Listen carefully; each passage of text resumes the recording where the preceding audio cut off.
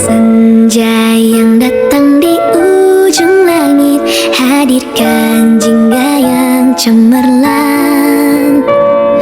Seperti hangatnya sang mentari, ku tersenyum menikmati regulasi emosi.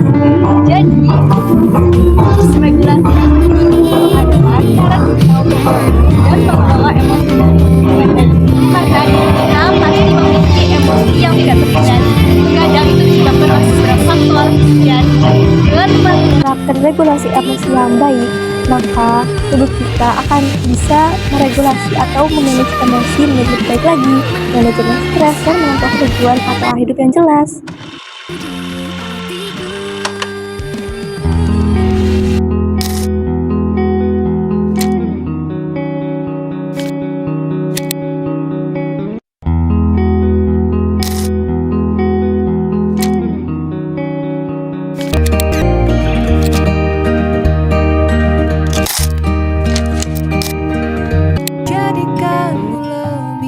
Assalamualaikum teman-teman. Sebelumnya perkenalkan, nama saya Aulia Suhayu. Saya adalah mahasiswi dari Universitas Negeri Purwokerto yang sekarang sedang tinggal di Purwokerto, Jawa Tengah. Sini saya ingin cari informasi tentang apa itu regulasi emosi. Jadi, regulasi emosi itu adalah bagaimana cara kita mengatur dan mengelola emosi yang ada dalam diri kita, yang secara otomatis ataupun bisa kata sedemikian rupa. Kenapa sih regulasi emosi itu penting? Regulasi emosi itu sangat penting untuk kita pelajari maupun kita terapkan dari masa anak-anak hingga beranjak dewasa dan masa-masa remaja. Kenapa? Karena dengan kita bisa mengatur regulasi emosi yang baik, kita bisa meningkatkan rasa percaya diri, rasa emosional yang dalam diri kita ini bisa kita atur agar tidak mengeluarkan dampak negatif, teman-teman. Nah, contohnya itu saat kita sedang marah, kita akan mengeluarkan yang namanya emosi negatif, dan emosi negatif itu sangat berbahaya kalau tidak kita manage dengan sebaik mungkin.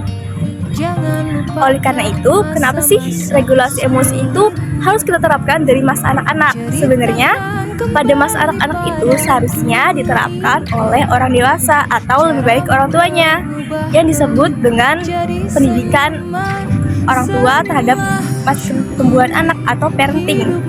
Nah, parenting ini sebenarnya perlu diterapkan kepada anak-anak sejak mereka usia 2 tahun. Tetapi kebanyakan orang tua sekarang tidak terlalu familiar dengan dunia parenting ini.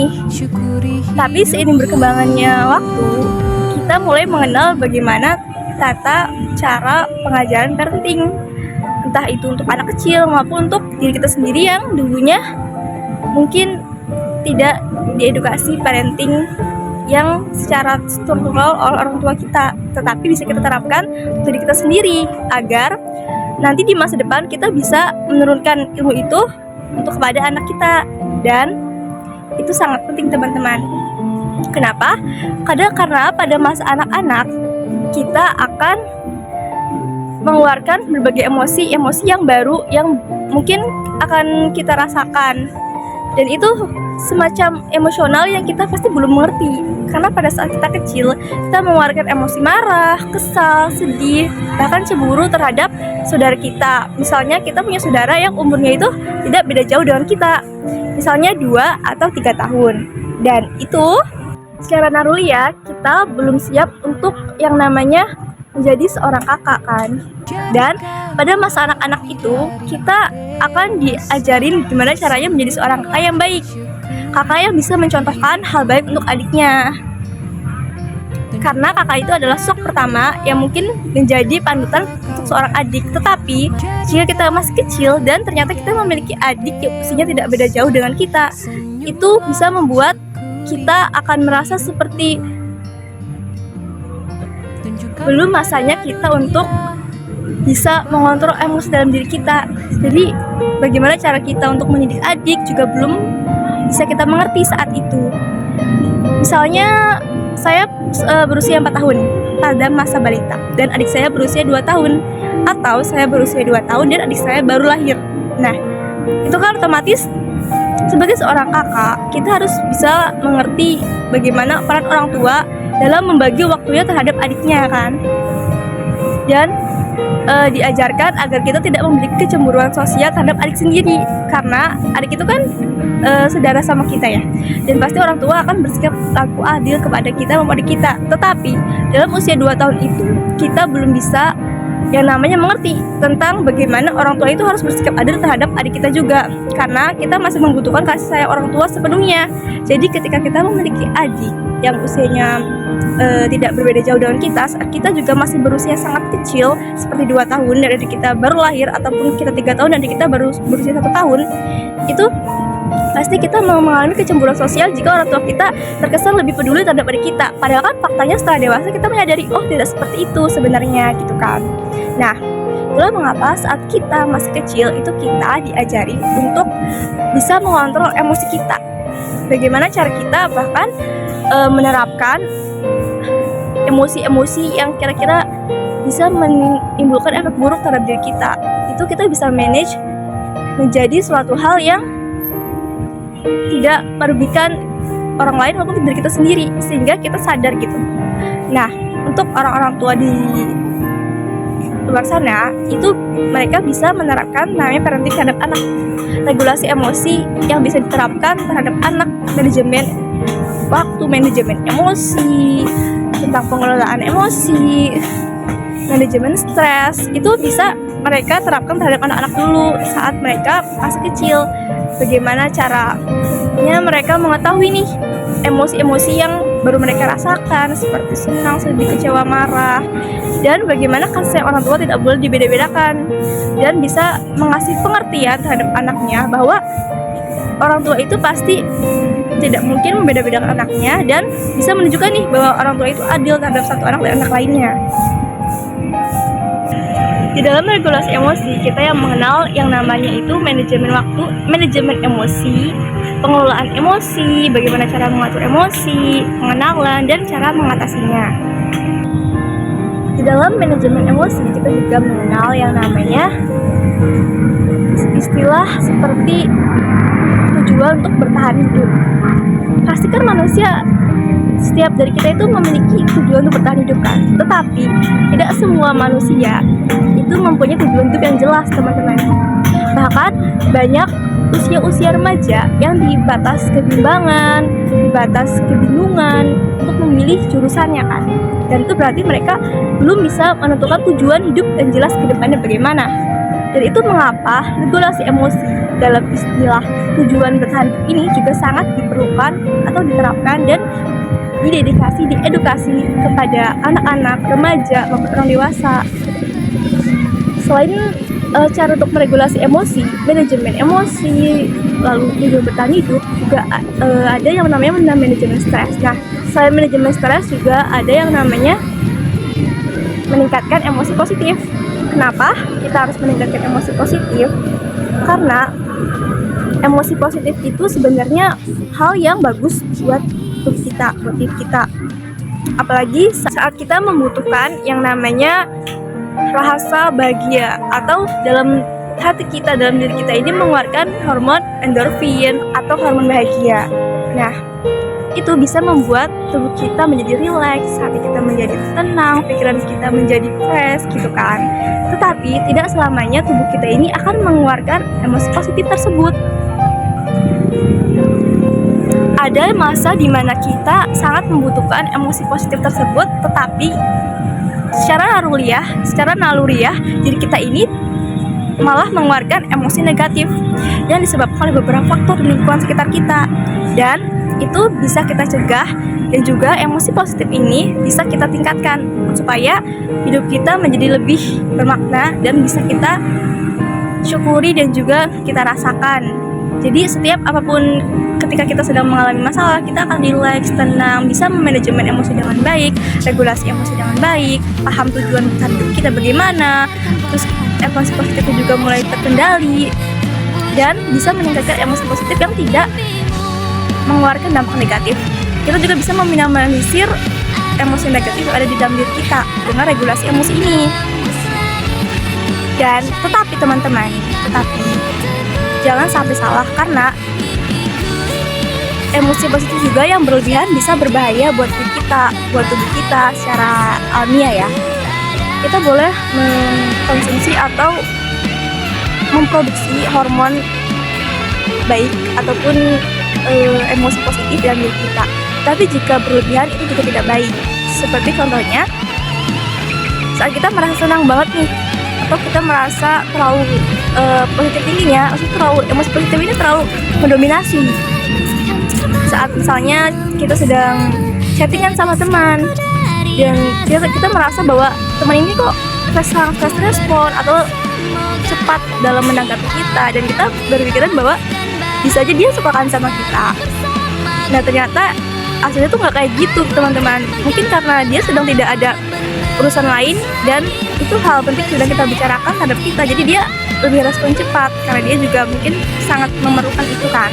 Dan tapi karena kita terlalu memiliki emosi positif yang dominan, yang sangat bagus, dia sangat baik, malah melebihi baik, melebihi banyak, melebihi apa yang kita butuhkan, over istilahnya. Nah itu malah membuat kita jadikan terlalu berprasangka lain kan, dan itu juga kan tidak baik teman-teman. Akhirnya itu juga kan kalau misalnya tidak sesuai dengan apa yang kita pikirkan, itu bisa menimbulkan kecewaan yang ada dalam diri kita. Jadi emosi positif juga itu tidak baik terlalu ada dalam diri kita, tidak baik terlalu kita produksi berlebihan. Jadi memang apapun yang tidak baik, yang terover itu, yang berlebihan itu tidak akan baik. Dan sebaiknya kita normal-normal saja atau sedang-sedang aja seperlunya kita butuhkan emosi positif itu, tapi kita juga bisa memanagenya agar tidak berlebihan atau over, yang bisa menimbulkan efek buruk juga tentunya. Tetapi kita juga tidak boleh membiarkan emosi negatif itu masuk ke dalam tubuh kita atau mengatur dan memproses atau mengatur kita seperti robot yang harus mengikuti emosi negatif.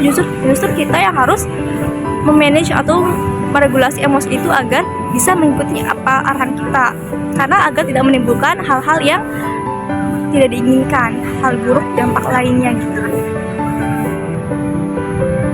Jadi sudah jelas ya bahwa regulasi emosi itu sangat penting diterapkan kepada kita, kepada anak-anak, dari mulai usia anak-anak, remaja, bahkan dewasa. Dan itu sangat penting. Jadi jika dari masa kecil kita kurang diedukasi tentang regulasi emosi, maka kita bisa mempelajari dari sekarang.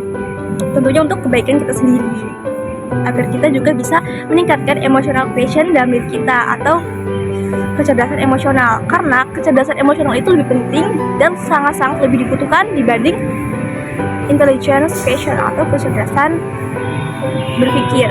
Karena orang yang memiliki kecerdasan intelektual yang tinggi tetapi memiliki kecerdasan emosional yang rendah, itu pasti mereka tidak bisa memanage sesuatu dengan baik dibanding jika mereka mempunyai emotional intelligence yang di bawah emotional quotient. Maksudnya kayak IQ kita itu tidak setinggi emotional quotient kita, kecerdasan emosional kita, kecerdasan kita mengatur emosi.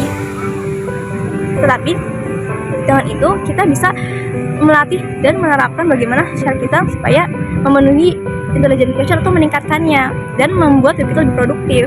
Jadi setelah emosi kita baik, emosi kita stabil, dan kita mempunyai tujuan bertahan hidup, kita paham bagaimana cara memanajemen stres dalam hidup kita, kita juga paham bagaimana caranya untuk memanajemen atau mengatur emosi kita, mengontrolnya. Kita tidak dipengaruhi dengan hal-hal buruk, kita bisa memanagenya, bisa membuat pikiran positif dari diri kita, bisa mengatur bagaimana kalau kita sedang stres, kita sedang di dalam masalah, kita tidak panik gitu kan.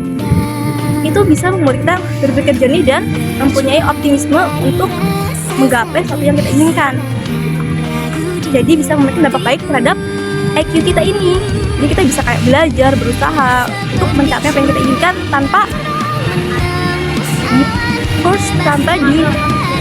ditekan terlalu berlebih, tanpa membuat kita stres, dan kita bisa memulai dengan baik. Itu mengapa bahwa emotional quotient kita ini sangat penting dibanding intelligent quotient atau IQ. IQ itu lebih penting daripada IQ. IQ itu kalau kita kelola dengan baik, kita bisa meningkatkan IQ kita. Tapi jika kita memiliki IQ yang tinggi tetapi IQ-nya rendah, sangat percuma dan berbahaya, karena kita bisa saja dimonitor oleh otak kita, tetapi itu di luar kendali kita sendiri gitu. Jadi alangkah baiknya kedua-duanya itu seimbang. Atau jika teman-teman memiliki IQ di bawah IQ, itu teman-teman bisa meregulasinya atau meningkatkannya dengan sangat baik melalui emotional quotient ini. Jadi akan menimbulkan emotional quotient dan intelligent quotient yang seimbang. Teman-teman, salah satu tips untuk meregulasi emosi kita, memanage stres, dan juga meningkatkan emosi positif yang ada dalam diri kita, itu bisa kita terapkan dengan salah satu cara, meditasi, olahraga yang teratur, lalu memikirkan hal-hal positif dan membuat energi negatif dalam diri kita, melatih fokus kita terhadap tujuan hidup kita. Lalu jika kita sedang stres, kita bisa menerapkan yang namanya suatu teknik yang dimana kita bisa melatih suatu fokus terhadap satu hal, tetapi dengan teknik itu kita bisa membuang semua energi negatif yang ada dalam diri kita. Contohnya itu kayak lagi stres nih, kita lagi stres, kita ke alam terbuka sebentar seperti ini, lalu kita lihat satu titik, misalnya aku sedang melihat bunga mawar di sana, lalu bunga mawar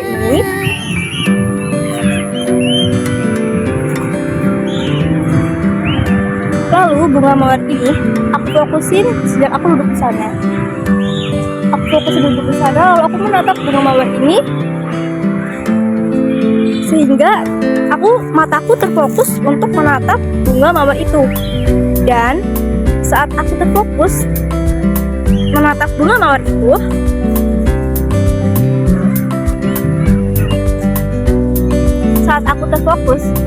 mawar itu, aku akan memfokuskan diri aku untuk melihat bunga mawar itu dengan sangat jelas.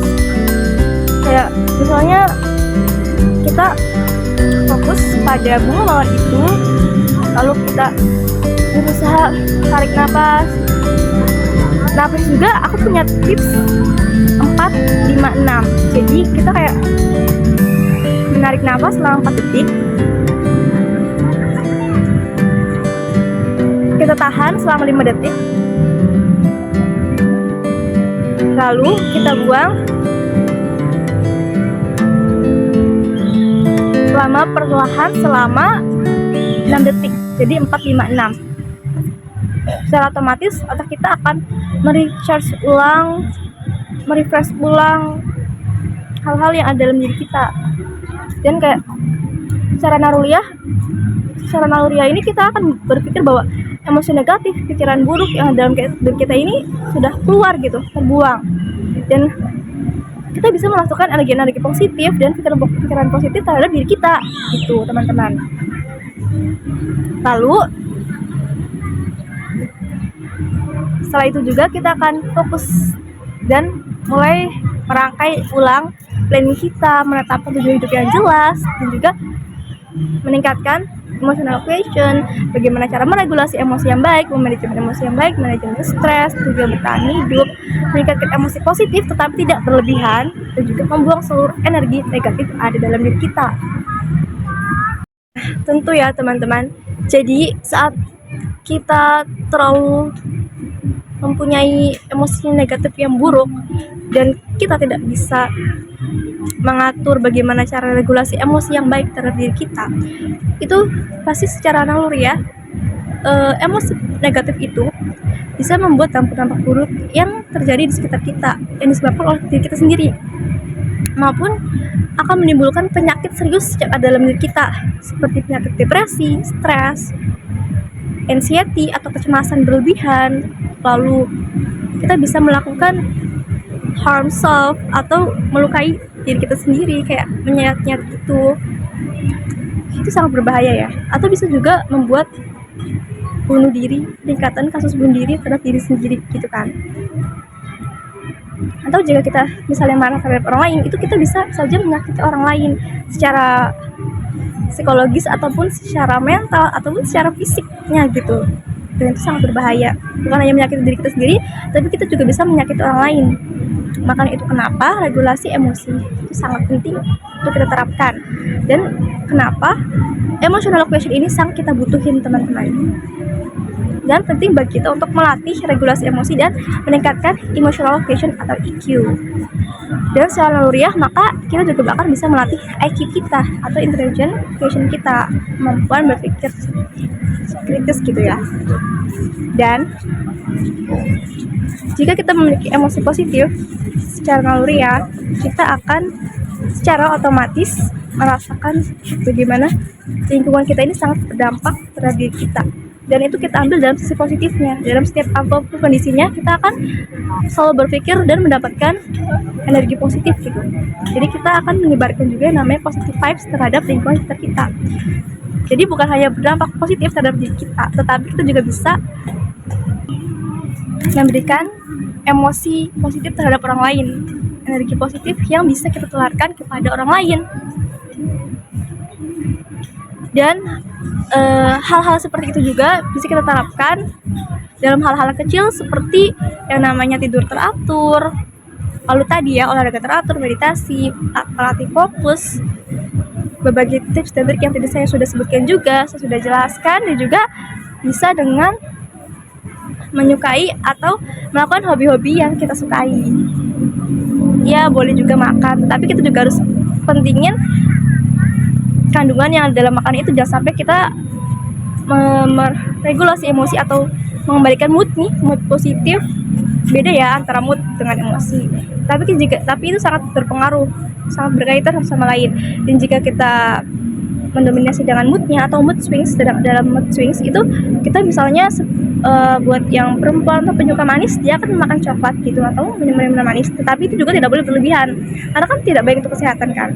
Itu mengapa tidak hanya dari makanan untuk kita melatih stres, tapi pentingnya adanya pengaturan atau pengelolaan emosi dari dalam diri kita atau yang disebut regulasi emosi itu. Gitu teman-teman. Dengan melatih regulasi emosi juga kita tidak perlu mengeluarkan uang berlebih, teman-teman.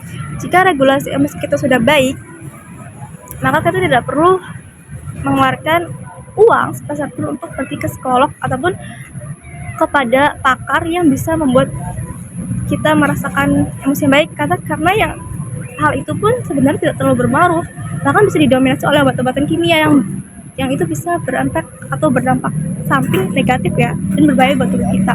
Jadi lebih baik kita melakukan secara alternatif atau secara alami dulu sebelum kita melakukan hal itu tersebut. Dan untuk mencegahnya juga kita bisa melakukan regulasi emosi itu agar tidak sampai ke tahap serius yang harus pergi ke psikolog dan segala macam. Dan kita juga bisa menerapkannya atau mendekatkan diri terhadap Tuhan kita atau dalam Islam ada Allah Subhanahu wa taala, kayak dengan beribadah, sholat, menenangkan diri, berwudu, menjauhkan hal-hal yang dilarang dan mendekati hal-hal yang baik yang Allah perintahkan. Itu bisa membuat kita tenang, atau dengan bersedekah, dengan berbagi terhadap teman, terhadap sesama yang membutuhkan.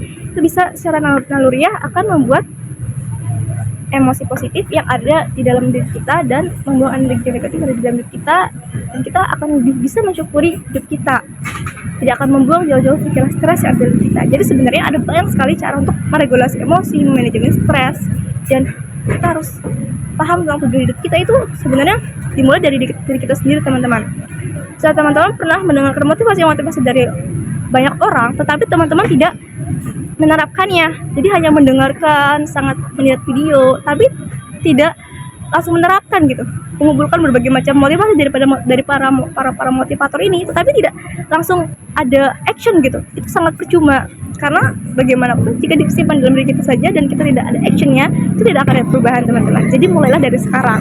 Stop nonton video-video motivasi jika kalian tidak melakukan action satupun. Maka dari itu, lakukan action walaupun hanya satu. Lakukan langkah-langkah yang menurut kalian itu benar untuk hidup kalian.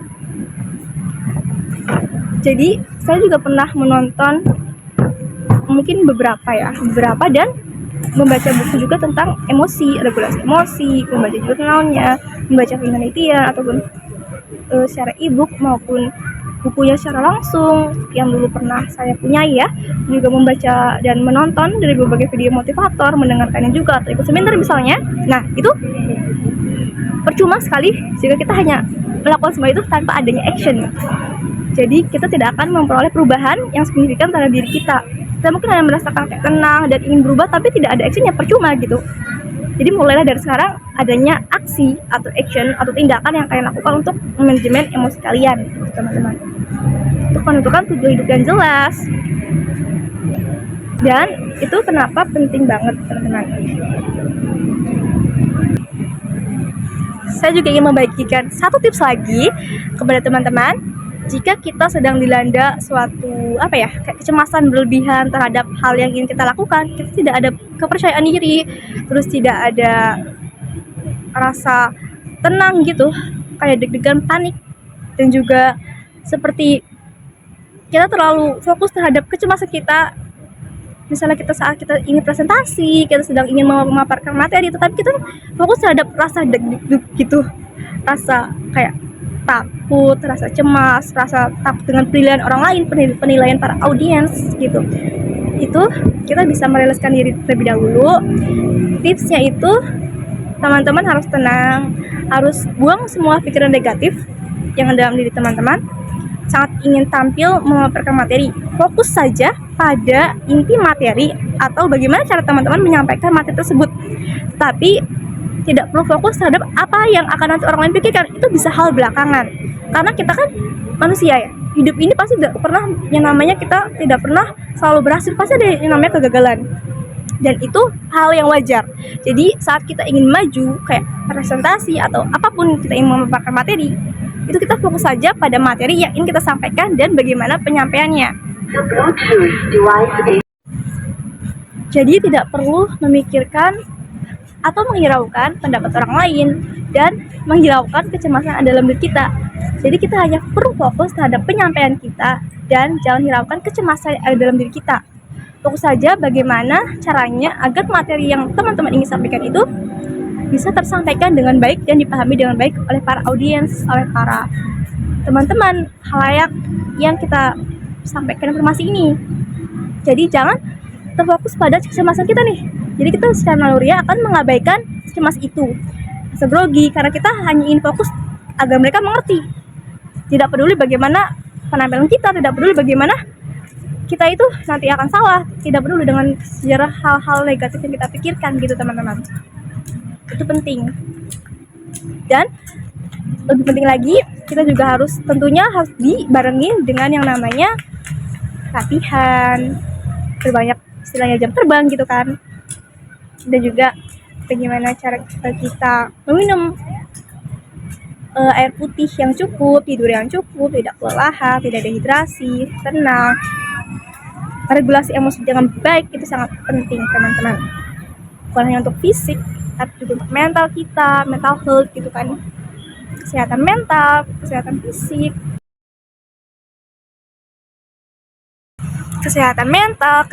fisik, dan juga akan melatih bagaimana kita untuk bersosialisasi di antara banyak orang, teman-teman kita, yang akan membuat kita membutuhkan yang namanya pasti relasi kan. Dan itu harus kita jangkau, kita capai dengan hal kecil seperti meregulasi emosi. Pokoknya banyak banget manfaatnya. Semuanya sudah saya jelaskan di dalam video ini. Jadi harap teman-teman perhatikan dan simak baik-baik. Jika ada yang ditanyakan bisa langsung tanyakan pada saya. Saya Aulia Sri Rahayu. Cukup sampai di sini materi tentang regulasi emosi yang dalamnya itu mencakup. Wait a minute guys. Nada iklan, tapi iklan ini bisa kita jadikan refleksi atau penerapannya. Contohnya itu kayak mas-mas ini nih.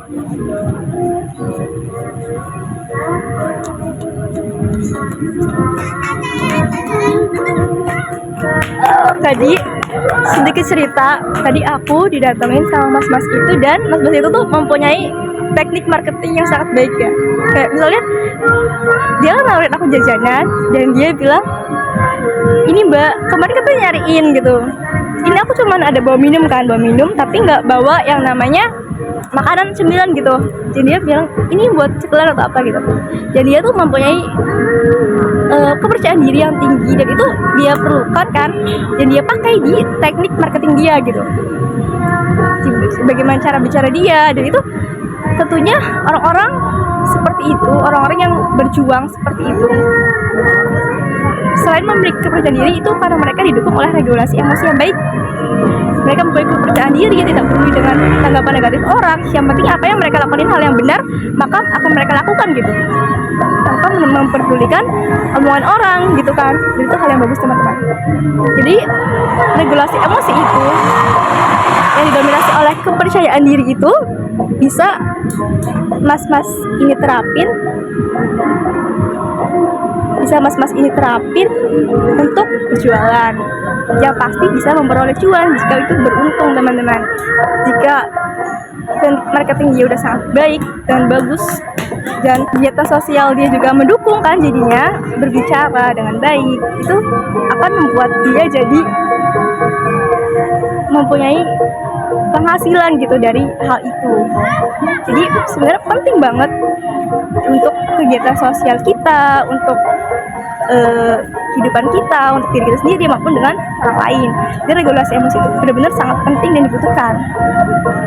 Selain jenisnya ini banyak, dia juga punya banyak banget manfaat dan juga turunan-turunannya nih.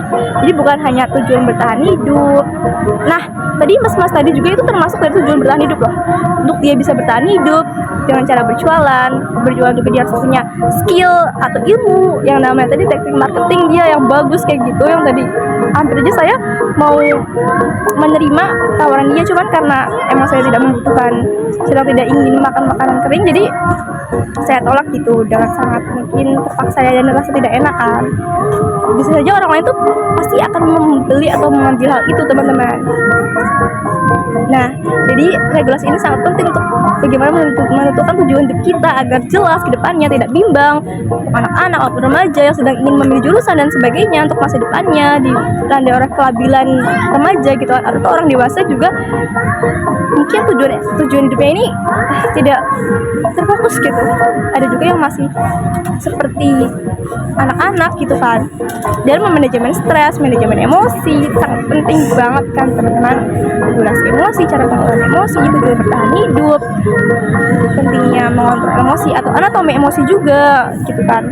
Nah, dan untuk meningkatkan emosi positif, rasa bahagia, rasa percaya diri, rasa senang, dan mengeluarkan energi atau emosi positif, mengeluarkan semua emosi negatif seperti marah, sedih, kecewa, berlebihan itu kan gak baik ya teman-teman. Diri kita akan merugikan diri kita sendiri. Yang baiknya kita memiliki pikiran positif dan regulasi emosi dengan baik, kan itu manfaatnya banyak banget.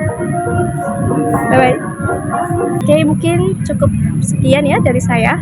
Kurang lebihnya saya mohon maaf. Semoga ilmu yang saya bagikan ini bisa bermanfaat untuk teman-teman semua, dan semoga bisa diterapkan agar kita bisa lebih meregulasi emosi atau mengatur emosi kita dengan baik, dan menyadari bahwa pentingnya regulasi emosi dalam diri kita.